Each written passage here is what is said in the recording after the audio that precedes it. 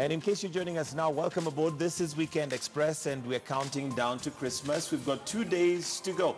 And I sure do hope that you're having yourselves a good holiday for those of you who have already started their holidays. And in case you're driving down up country or driving somewhere over the weekend, kindly let's just be cautious and careful. Yesterday I had the privilege of actually doing an aerial patrol of the Nairobi-Nakuru highway, and amazingly it was actually quite empty, didn't have that much traffic and no incidents, and I hope we keep it that way. Of course, apart from that accident of the CJ, David Maraga, but we thank God that he is well and he is okay. So Christmas just beckoning and round the corner. Would like to talk about etiquette.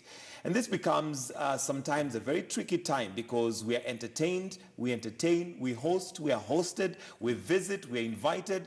And as a result, sometimes you're left with the question, how do I carry myself? How do I behave? What are some of those things that I will ensure that are in place that everybody will have a wonderful experience? You don't want your home to be where people come and they remember it for the wrong reasons and say, you know, the worst Christmas I've ever had was at so-and-so's house. So to have that conversation this morning, I'm joined by Magdalena. Yes. Magdalena. She did mention that I must pronounce the name correctly. Maybe that's why. Anyway, Magdalena Odhiambo, thank you for joining us. She's an etiquette consultant, but also an event planner as well. Thank you for having me. You're welcome. So, of course, this can be, just like I've mentioned, a time where many of us can be a little bit nervous, depending on whether we're being hosted or whether we are hosting. Let's start with those who are generous enough to be hosts. And you possibly have family coming in either on the 24th or the 25th or maybe Boxing Day, and you want to make it a different occasion. You just don't want people to come and it's just the same old thing that we've always done. What are some of the things that you can highlight that we should take care of? First of all, Mike, it's very important to mention the basic things, which is what is etiquette. Once you understand what etiquette is, then it kind of helps things flow. Correct. If you talk about etiquette, you're looking at treating people with honesty, respect, and consideration for their feelings. So in all through your planning process, you have to consider that you're inviting different people, and what do you want them to remember? How do you want them to feel? I will bring in the event aspect of it because you want to create an experience. Otherwise, why would I leave my house to come to be at your house on Christmas Day or on And Christmas let's be Eve? honest, some of the people who are coming, can they actually have food in their house? They can, you know, they can afford whatever it is that always you have to offer. food. Okay. So the first thing to get out of your mind is that people don't have food. People just want a different experience. So what they're coming for is the experience. They are coming for the experience and to meet and mingle with other different people. I've seen people meet over Christmas parties or just that you've invited someone for a Christmas dinner. So as a host, in the host's shoes, know exactly who you're inviting. A lot of times you're given an invitation and you're told to RSVP.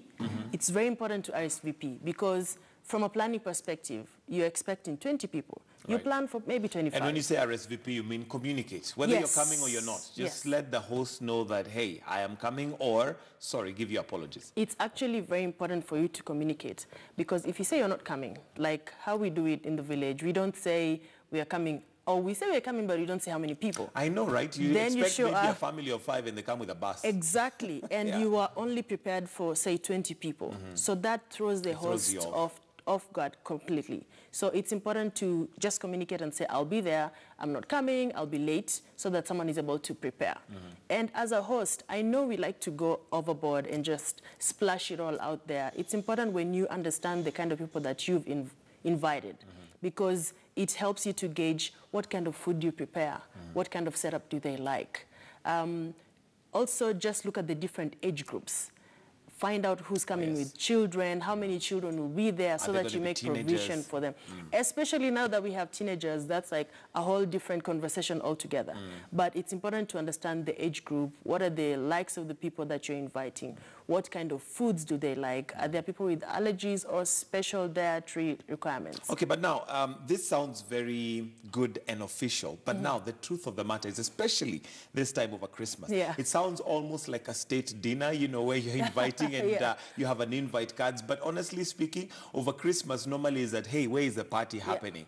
And they're like, oh, yeah, this time it's at grandma's or it's at so-and-so's. And literally they just flock. You have no idea how many people are coming. How do we control that? Because honestly speaking, as much as it would be very good to RSVP, Yeah. majority, especially over this period, may not do that. So reality check says you cannot control it. We are Africans, we love people, we are always open to having a lot of guests. And that's why if you do like a memory check, you remember when we were growing up, our grandparents always made sure that we have almost food to feed the whole village. Yes, they always said make extra food for 2 visitors or something, and it was never even just It's not just 2 visitors, like 10 visitors max. So you always have to be prepared to just have an overflow. That means if you're expecting 50, plan for about 60 people, have extra seats, always have extra food. You'll find that that's why you make a lot of chapos, by the way, so that when... And those you can always throw them. Oh, exactly. Yeah. So you can always give someone chapati with chai, you know. So it's important that you plan for more people than you are actually expecting. Okay. Yeah. All right. So now we've already got over the barrier of numbers and who is coming. How do we make now the experience from the time they've arrived to when we are eating to when they leave an experience? Because what you've talked about is an experience. People are not necessarily coming for food. They're not necessarily coming to socialize per se, because they could do that elsewhere. Yes. But what they would want to take home is the whole experience. And I would like to imagine that the whole experience starts from the time I arrive, yes, to what I eat, to how I eat it, to what we talk about, and to the time we leave. Okay, I will be a bit biased to the African tradition. There are basic etiquette things that we consider, but then we are not so into the fork and knife story. So when you do a fork and knife, everyone is like, oh my God, she's acting bougie and things like that. So most of the time, these are the basic... This is our fork and knife. Yes. Yeah. So it's important that as a guest, you blend in. Usually when we go in as the ladies, we're expected to start going to the kitchen, trying to figure out what happens where. I know we'd like to help out, but first find out from the host, how would you like us to help? So the experience comes from when I step in, what does the place look like? Of course, we have the conventional Christmas decorations that we used to have. I miss those Christmas decorations. Oh, you're one of those who loves Christmas and the decoration. Yes. Christmas for you comes alive with the lights. You know, we used to do those pepper flowers things. Oh, yes, yeah. Yes. And right now, I think we're having robots under our Christmas trees or something like that. But yeah, so just the ambience of the place. How does the place look? How is the setup? When people come in, have proper directions. Put your children, if you have children, or someone to direct them where exactly to go, because some of us have those houses that you can actually get lost inside. Absolutely. Yes, so there is music, of course, which sets a nice mood. When you're talking about music, also consider who you're inviting so that you have appropriate music. Correct. Worst case scenario, have instrumentals. You can never go wrong with things like that, or probably jazz. And maybe it's background music, so it's just, playing in the background. Yes, it's background music. It's important when people come in, they want to feel welcome. So if it's arranging some welcome drinks or some sodas or some water, let them have that. Then if you've already set up for the food, it's important that you explain to people how the service is going to work out. If it's a buffet or if it's sit down and everybody's served while they're sitting, that's very important. But a lot of times, typically when you walk into Ocha, everyone is everywhere. Yeah. You've seen your cousin, you've seen your auntie, and people are running around. So you have to have some sort of an MC to control what's happening. It can be an auntie, it can be the host themselves, just to let people know that at this point we've arrived. The program runs that we'll pray and then we'll have food. And I think that's critical to mention because especially with family functions, we tend to think that things will just flow. Yeah. But there needs to be somebody who has an idea of what flow do we want. For and sure. Now either advise the MC or become the MC and say, look, from the time people come in, at a certain point we need to serve. Because the other thing that happens is that you'll find possibly if it's a big party, there are those who've been cooking and their food is ready, say, around 1:32. Now, if you've not served by 4, it just means the dynamics change because you might need to start warming food and all that. So, yeah, critical. Yeah, it's very important to have an MC and to have a running of program because people need to understand what's happening at what time. Even at that point of inviting people, just let them know, even if it's family, that lunch will be served at 12 o'clock or lunch will be served at 2 o'clock. So that someone who arrives at 4 o'clock should not expect that they're going to find a hot meal. Exactly. Not even hot meal, that they're going to find any food at all. Because lunch was supposed to be at 2 and that's exactly what happened. So someone tells, like the MC tells people what is supposed to happen at what point. So people pray, people have food. Now, important things to note as you're going through the whole meal process. There are topics that you stay away from because they they rub people off in a very wrong way. They can be uncomfortable. Very uncomfortable. Let's speak sports. So I'm a Man U fan, so Mourinho left, so, you know, and you're bringing this on the table, and I don't like how the conversation is going. So you avoid... People are very passionate about certain things. Yes, sports, religion, politics. Yes, those are topics that you keep off the table. If you're going to find out about someone's well-being, don't go into details. Okay. Okay? If you ask, oh, so how is Mike? And the answer is, he's fine, that's it. Leave it at that. Yeah, leave it at that. Don't start digging from the table because you're making everyone else so uncomfortable. And you've seen situations where people leave the dinner table. And that's why a lot of people dread family gatherings, because they don't want to be asked what's happening to who, what's happening in your life. Where's your boyfriend? Last time you came, you had a boyfriend, but we don't see him now. Yes, that becomes a very hard topic, and it makes people shy away from going home. Christmas was easier when you were younger because you didn't really care about such stuff. Right. But now it's one of those things, yes. And I feel like someone should talk to our parents and kind of let them know that when we're coming to see you and spend Christmas with you, let's keep this topic for some other time and not... And especially when you have extended family, because it's one thing maybe if it's just the immediate family, and you're genuinely, the parents are genuinely asking about your welfare and you know what's happening. And depending again on how blunt somebody's parents might be, some of them might actually just ask you straight up what's happening. But now when the extended family is there, even if you wanted to tell them, it becomes a little bit more difficult because everybody else is listening. Yes, that is one thing. And the other thing is, traditionally, it's rude to respond in a particular way to your parents or to an elderly person. So you'll find that you're feeling the pressure to actually give the information even though you're uncomfortable with it. So it also takes to how you relate with your people, how you relate with the extended family, because otherwise you will end up being uncomfortable and you'll feel like it's some sort of a little hell and you want to leave before even the function is done. So it's very important for us who are visiting to understand that we are of different age groups with our parents. They have a different school of thought. Right. And in the spirit of being respectful to them, we find a way of responding to them without being rude. And that's why you're going to extent of hiring boyfriends to go. It's reached that point. It can be that bad. Oh, yeah. Okay, another topic that maybe I wonder whether should be discussed, and this could be done from a very light heart, however it can be uncomfortable, is the question of weight. Yes. During dinner table and somebody comes up and, you know, talks about their diet. Maybe they've been doing very well and they've lost a lot of weight, but here they are talking about it. But there are others who might not be very comfortable with their body size. Yes. I feel it's a personal issue when it comes to people's weight, but our relatives don't really care if it's a personal issue. They will ask, like, you're going to serve your extra piece of chicken and your auntie says, hey, you cannot even shade the weight you have and you're already adding on more. By the way, they'll be that blunt. Yes, for sure. And again, it comes back to a personal level. Be comfortable with yourself. Don't take offense. Understand that, yes, people have issues with weight. It doesn't matter whether you're big or small. It's always an issue. It's not like smaller people get less comments about their weight. No, we receive it equally as the people who are, for lack of a better word, big. So it's just look at who's asking. Don't react. Because when you react, then people will want to get more of that reaction. And also don't take it personally. There's some people who will just say it as it is.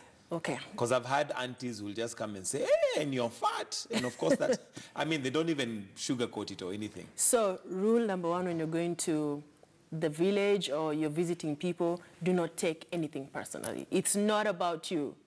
It's definitely not about you. They have an issue, they just don't know how to express it to you. Right. So don't take it personally.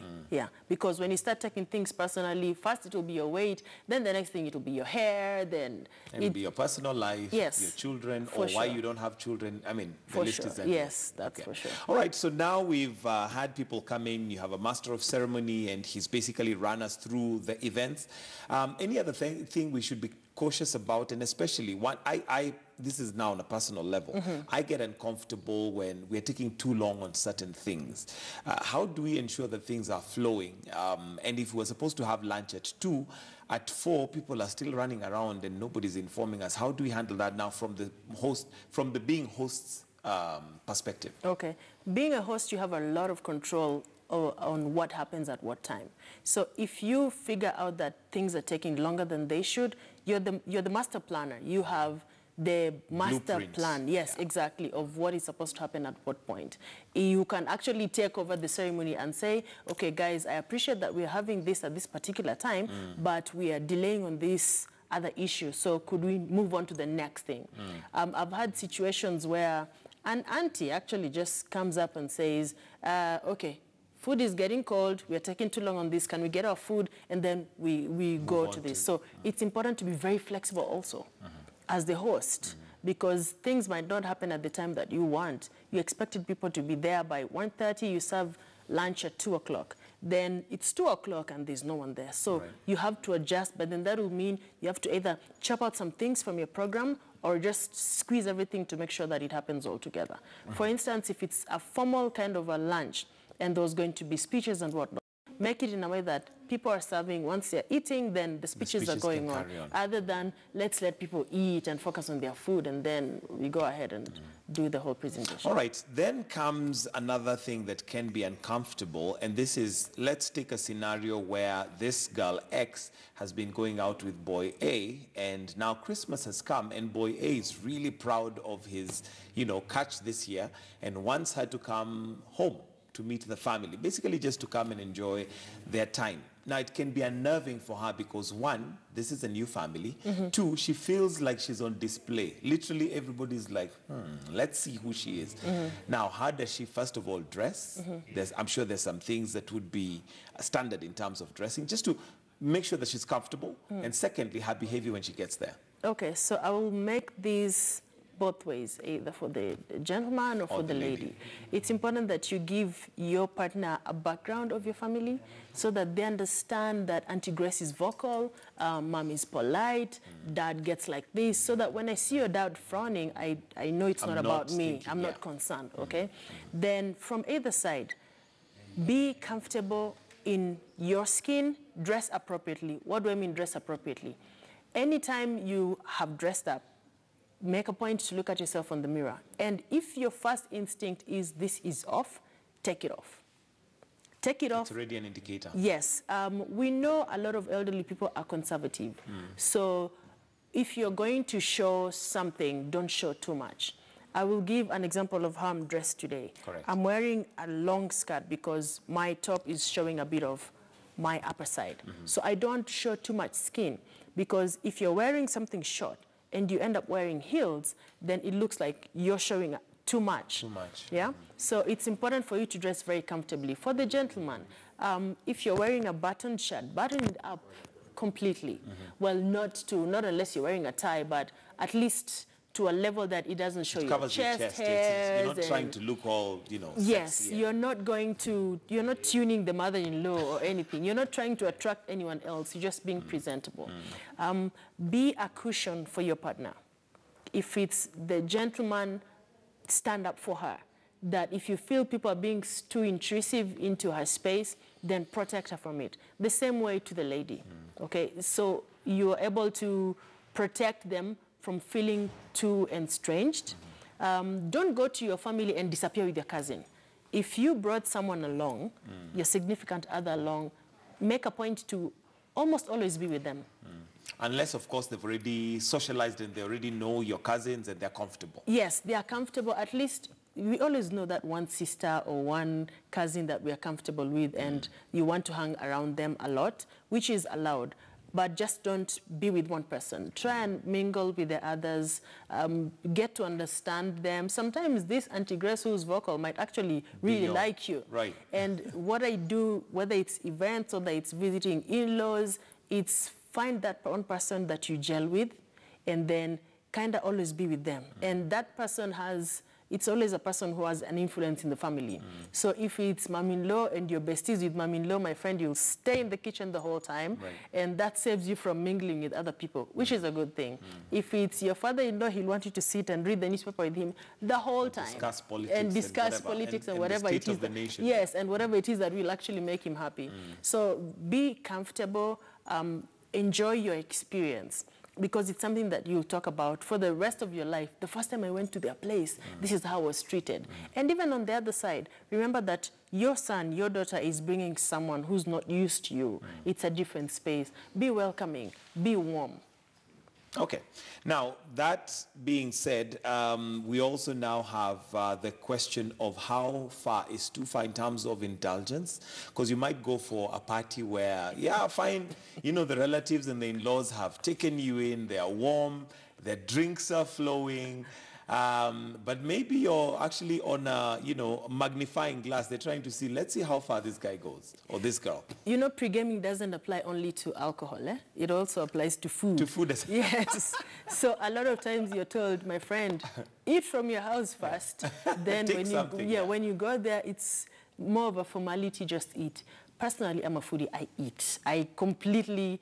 Really? Oh, yes. I totally forget myself and just... That makes it two of us. Go all the way. The only difference between you and I is that mine, at least, it just seems to pack up. It packs up some... But anyway, story for another I'll give day. you tricks for that. Okay. So it's rude to fill up a plate. There's this thing we do when we go on the buffet table and you're just filling up your plate. Correct. The reason for pre-gaming is not so that you're full. What is pre-gaming?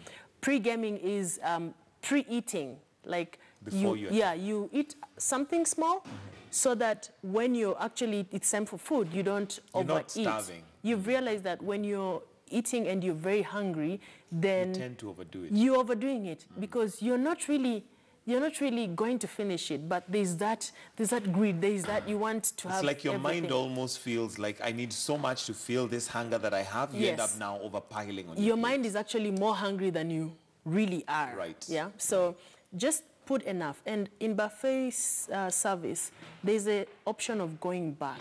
Don't be afraid to go back. I would rather start with the starters, then go finish and go back and have my main course, little pieces of each of whatever is being served, but don't fill it up completely because once you see a lot of food in a plate, your appetite kind of takes a backseat and is like, okay, you know what, I'm done. I'm not able to take this anymore.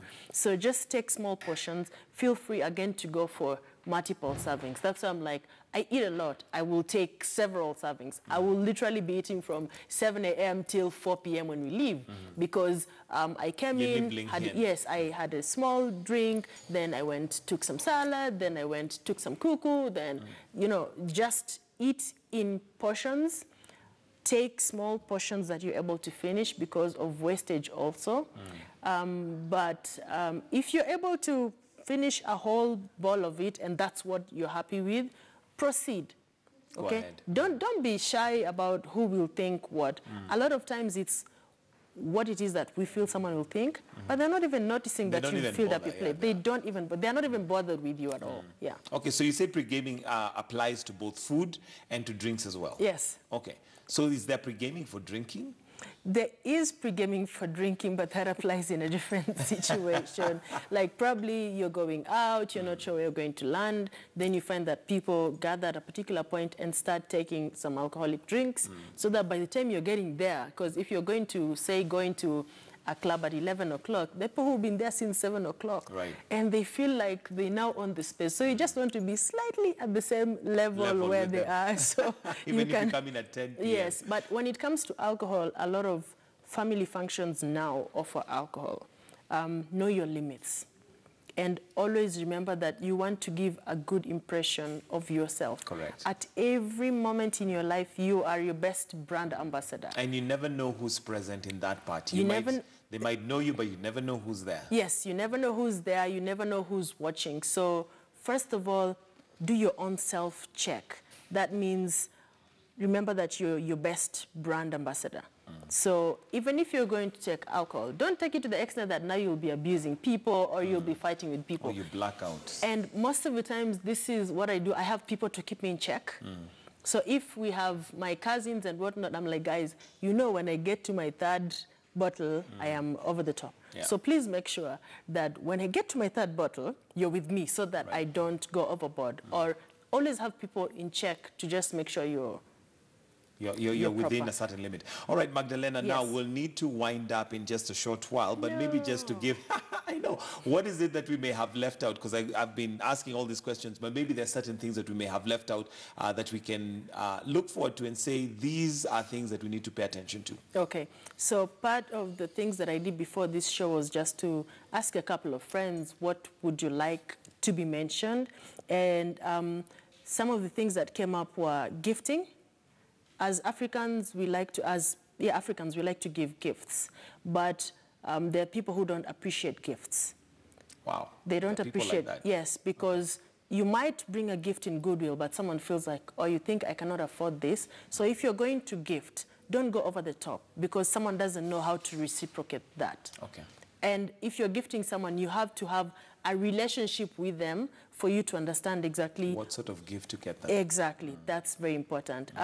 If you're being given a ride to the village or to your destination, please don't get into someone's car and start changing the music and start adjusting things in the car. I know those kind, and they can be annoying, or even talking too much between where you've been picked up to where you're going. Yes, so it's important that you are very respectful to this other person's space. Their car is their space. They've done you a favor of inviting you into their space. Chip in here or there.